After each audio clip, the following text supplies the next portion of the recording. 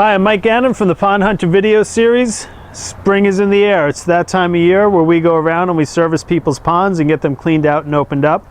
And I want you guys to come along with me and check out how we do it. We have a big pond that we're going to be opening up, and you can see the whole process start to finish. So come on with me and we'll do a spring clean out together.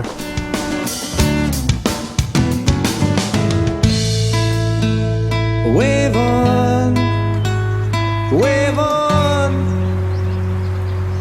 Any way you can.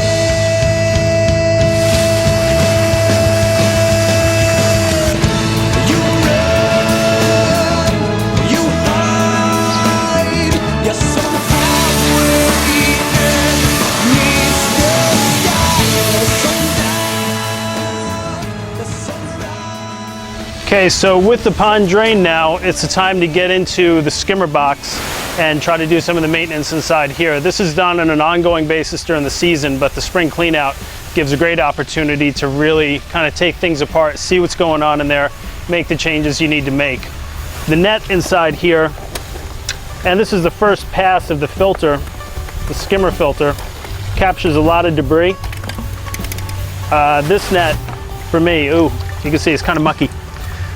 This net has had it, so I'm going to replace this and put a new net in this year.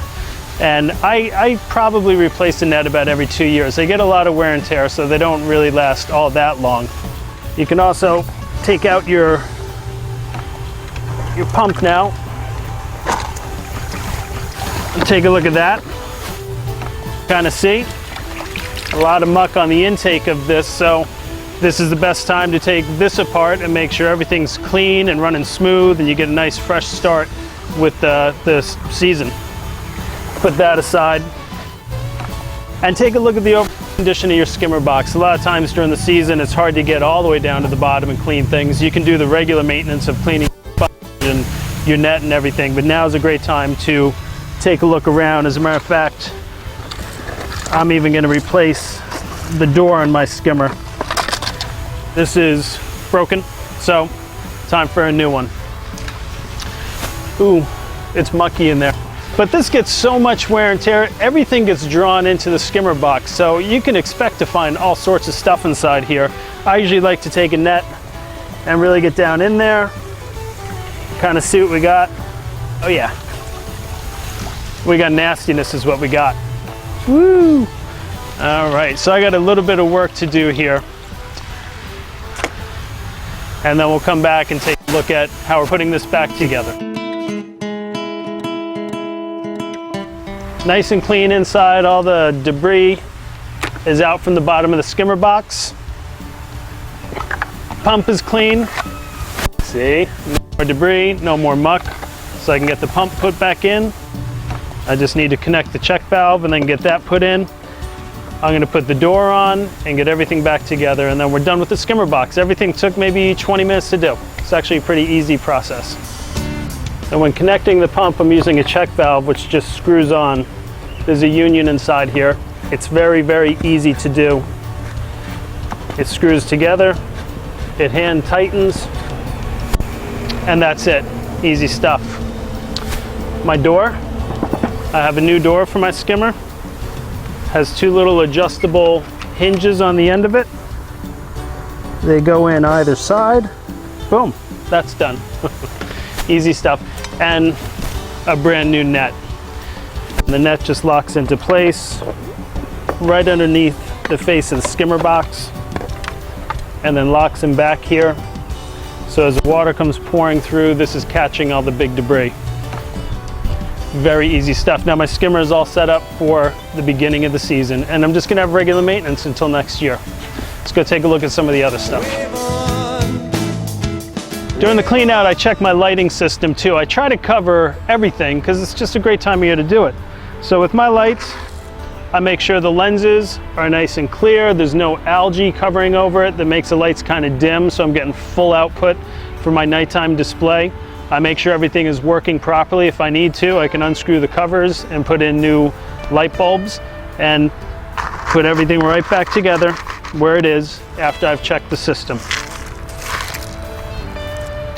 If you have an aeration system in your pond, now's a good time to check it. These diffusers actually get pretty worn out during the season. So I like to just put in brand new ones. And what I'll do is take the end of my line and just give it a little snip to kind of clean up that connection. And then I have new diffusers with me. Voila, see? Real nice and new. Probably take about a week before it gets kind of discolored, but when you snip it, you get that nice clean connection. Bam. And now we have a new air diffuser to keep everything looking good inside here. I have a few more to change around the pond. While everybody's out of the pond, now is the ideal time to take stock of your fish. You want to get the count of how many fish you've had in there, if there's been babies throughout the year, and you want to take a real good look at the condition of your fish. Now you can have a real up-close look to make sure there's no cuts or sores or any sort of health issues that you may want to address. When you have them out, if there's something you need to address, you can easily separate them out and do the treatments that you need to do before returning them back to the pond and the general population. So it's a good idea too to maybe cull your fish. If you have too many fish while they're out, great time to give them away to friends, family, or try to trade them for supplies, whatever the case may be. But a lot of people tend to keep very overstocked ponds, like me. So if you want to thin it out, now is the time to do it.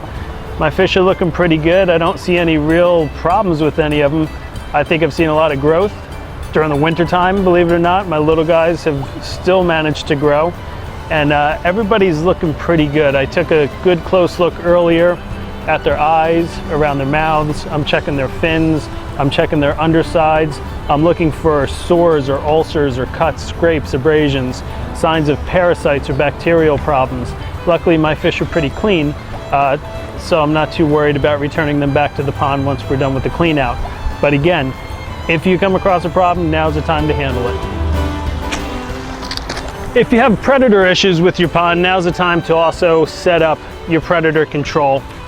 Whether it's the good old fake heron, these should be moved around from time to time, by the way, because a heron will realize that it is fake. So move it around, keep him on his guard. But the fake heron should be set up now because you're out, you're doing your stuff, get it set up. Why not? You could also try other types of predator control. The owl does a good job. Stringing fishing line across the pond. There's any number of things you can do. A trick I use is having a talk radio station playing when I'm not around. I think the heron doesn't really want to come around an area where the human voice is, and it'll keep them at bay. And listen, if it works one time and it saves your fish, perfect. So if your filter needs new filter pads, boom, here you are. This time of year to do it. New filter pads. I'm going to put in brand new ones.